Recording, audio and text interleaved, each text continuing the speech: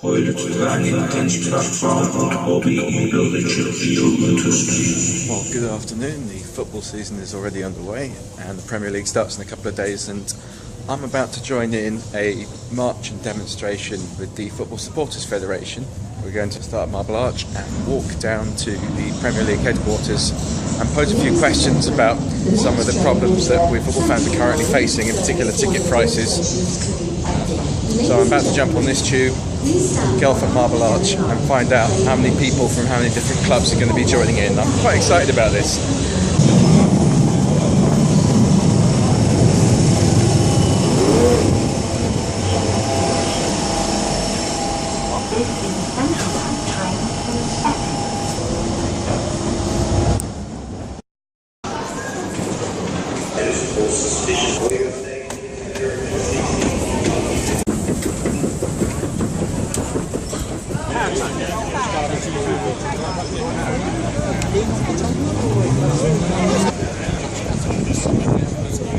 I've seen quite a few shirts from quite a lot of different clubs, including clubs based a long way away from London. So we've got Leeds and Sunderland in front of us there as well. Plenty of West Ham and Arsenal. And I've just done a little interview for television. So you can see the lady holding the boom there. I was talking to her just a minute ago. The Football Supporters Federation, we represent more than 500,000 individual and affiliate members in this country, and 9 out of 10 of our members, football fans, tell us that they think football's too expensive. So this is an opportunity for people to come out. We're going to march to the Premier League. We're going to deliver that message to the Chief Executive of the Premier League, Richard Scudamore, and to the Football League themselves to see what can be done about it. You know, I think there's a real danger that normal people are getting priced out of the game, youngsters getting priced out of the game, and we want to do something about that. Great. Are there any specific points you're going to list to Richard Scudamore and his colleagues? But I think obviously the general message is that prices are too high. We need to do more for, we think, away fans who sometimes bear the brunt of the highest ticket prices. I think there's more needs to be done around categorisation, because this obviously quite often causes a lot of the problems that you see with 50-60 quid tickets. It's because they've been set as category A games. Maybe we'll see about offering up some type of all away fans get category C. I don't know, see what can be done about kids prices, but also see what can just be done for the average fan as well, you know, because I think people really are feeling the pinch, and I just see a lot of people going to games who really having to stretch to make ends meet to do what they love. Do you feel that football is so geared towards now looking after the TV audience and the revenue that brings to the TV broadcasters that even the corporates are secondary to that, and football fans who actually turn up are only there to generate the atmosphere, and they're completely interchangeable with the tourists? I think definitely media seems to rule the roost at the minute. I mean, the Premier League's TV deal is £5.5 billion over 3 years. That's a £2 billion increase on the previous one. And they've got enough money to do something about it and make the live game more accessible, because that $2 billion, to put it into context, they could have let everyone in for free last season in every game and not have seen any drop in income. Now, we're not naive, we know they're not going to do that for everyone, but I think they can be looking to bring down ticket prices with that money, because the media deals are reliant on crowds, vibrant atmospheres, you know. You can't play a game in empty stadiums. People around the world just won't be interested in that. I think that the Premier League and the clubs particularly do need to understand that live fans aren't just there to be bled dry, they're also there to play their part of it, you know, they're part of the atmosphere, part of the game. I live in London, although I'm a Sunderland supporter, so actually this is quite local for me. Oh right, yes. And you're Wimbledon, yeah? Wimbledon, yeah. But we're concerned about the fact that with all the money that is going to the game largely through media, that clubs are still putting up ticket prices and putting up players' wages, and we're paying for the players' wages instead of the media paying for the ticket prices. Indeed, yeah. Although we have some of the cheapest tickets in the Football League, £15, where some of the grounds we visit are as expensive as £25 for Yeah. And that's League 2, isn't it? Yeah. What part of East London have you come from today then? Barking, which is strictly Essex. Yeah, I suppose. And what made you want to come up here and represent West Ham? Just to protest about the rip-off that the Premiership has become. Yeah, I'm another West Ham man, but at the end of the day, it's not really about West Ham today, it's about sports in general. Absolutely, yeah. You know, and how the price has just rocketed, and a lot of people are being really forced out of watching football live. not the same as watching it on the television. Too much corporate money going into the club as well. I think they're more worried about the money they can get from entertaining and hospitality than they are from the ordinary working class supporter. But even beyond that, I think it's TV. I think TV trumps even the corporates. It's all about people who watch at home, because their money and the advertising revenue that comes from them watching it goes to Sky. Sky play most of the money, or if not Sky, other broadcasting networks, and that goes into the players' wages and drives everything up. Saying a few minutes ago, we refused to pay for Sky Sports. Oh well, the money I save on Sky Sports justifies my season ticket. Well, you see, going to the games means you don't need Sky Sports anyway. I haven't actually watched West Ham live now for quite a while. Yeah, I'll be watching Claxon this year. Right. Okay, because the ticket prices. Just ticket price. It's the whole hype around the whole thing. Sure. But it's about going and watch real football at the end of the day. And as we were talking about earlier, I'm surprised that Sky haven't suddenly realised that what they couldn't do is get this great publicity stuff. But when they pay over this money, when they're doing the deals, go, right, we'd like to do the deal, but a portion of this has to go to each club to reduce the season ticket prices. We can call it the Sky bonus or something. We could perhaps go over to Germany and talk to the clubs in Germany and see how they manage to keep their ticket prices down. You get a season ticket for £104. That wouldn't buy you 2 Category A games at West Ham. Well, a cup of coffee. Well, I've spent nearly that just on 2 away tickets for the first 2 away games of the season myself. So Last night, Bayern Munich played Borussia Dortmund in the Super Cup. It was £12 to get in. You can't even get into Forest Green for that. Come down from Leeds today, yeah? Yes, down from Leeds, just come over from King's Cross. They used to have 2 season tickets till Ken Bates decided to build a box where I have to sit. Oh dear. So I haven't had a season ticket since Bates, but I can't stay away much longer. You know, it's like football fans, whatever you think, you've got to go back. So what do you feel is most important for the agenda today? Well, there's a couple of things. There's making sure away fans aren't priced out, and also certainly in the Premiership, ticket prices are getting absolutely ridiculous. Now, I suppose Leeds fans would love to be able to protest about that firsthand, but maybe if we do something now, when we get there, we won't get ripped off any more than we do at Leeds already. I want us to change governance because it's the only way we will be taken seriously and stop being used as a commodity. We need to look at how we view football. We know how the Premier League and how the clubs view their football clubs at the moment. They see them as all ways to make money. We get told all the time that it's about being a business. Richard Scudamore yesterday seemed to take great pride in saying that 20 of Premier League clubs are in the top 50 for being economically competitive. Well, I don't know what fucking trophies you win for being economically competitive, but it isn't the ones that we're interested in. Dave Whelan, not exactly the most left-leaning of people and progressive, a bit of a capitalist at times, but even he, when Wigan won the FA Cup, was talking about how it was a great source of civic pride, how it meant so much to the people who lived in Wigan. And yet suddenly, if he can say that, why can't we? Why is it a dirty word when we talk about football clubs not being a business? Why is it dirty when we say football clubs should have a social responsibility? Price categorisation in football, where clubs categorise games on an A, B or C basis, may or may not be fair enough for how they manage their home support. But if you're unfortunate enough to support a club who's successful, then you're going to be asked to pay Category A prices as an away fan, week in, week out, wherever you go.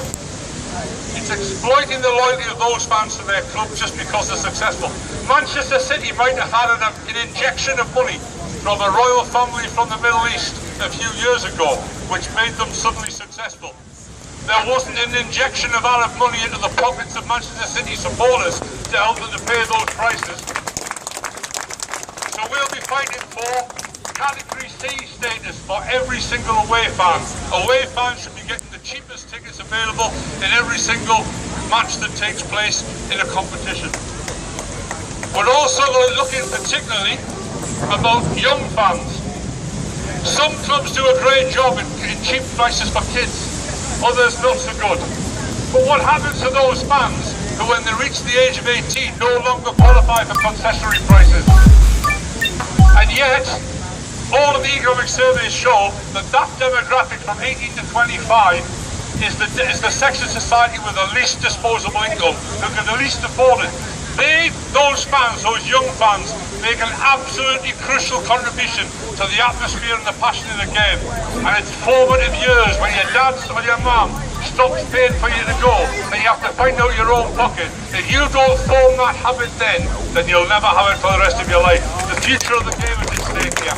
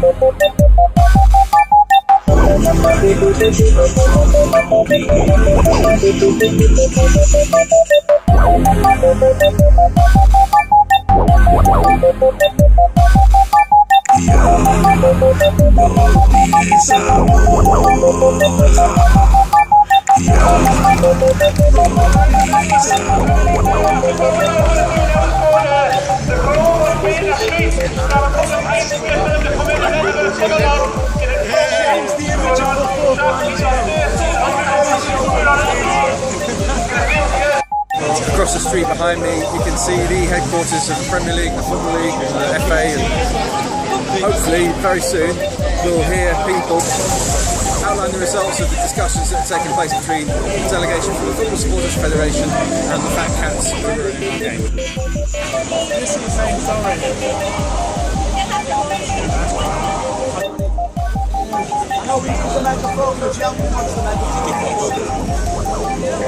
And we've been advised to reconvene in the Globe Pub up near Baker Street Station, and the delegation will come and join us and tell us about what's going on after they've finished, and we get to eat and drink something in the meantime, so it's not a bad idea.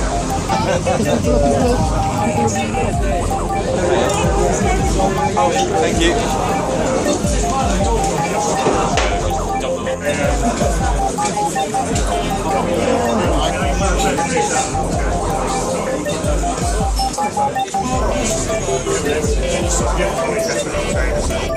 Well, now I feel looked after. Grub laid on courtesy of the Football Supporters Federation, so thank you very much for that.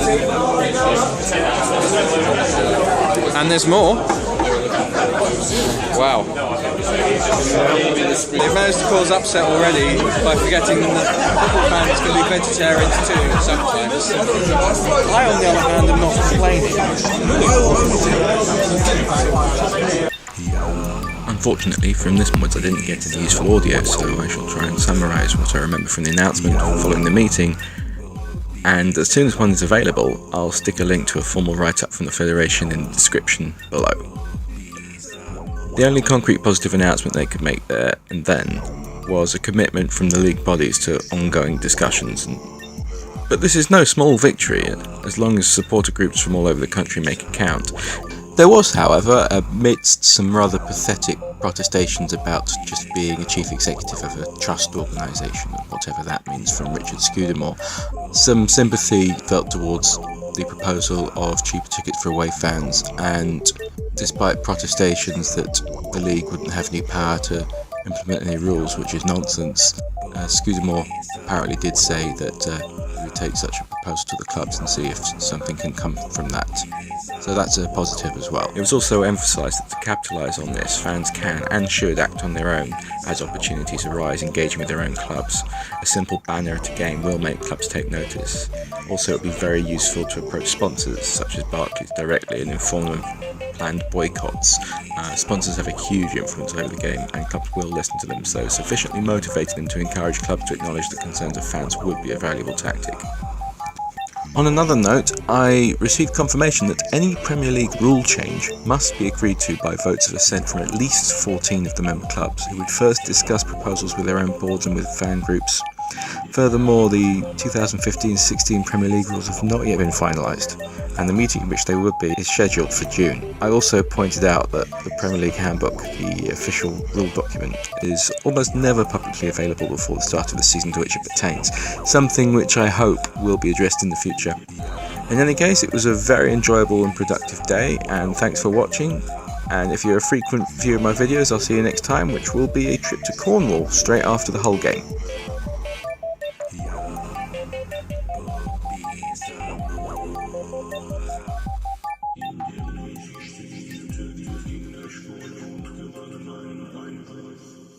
Heute tragen in den Plattform und Hobby im Bildschirm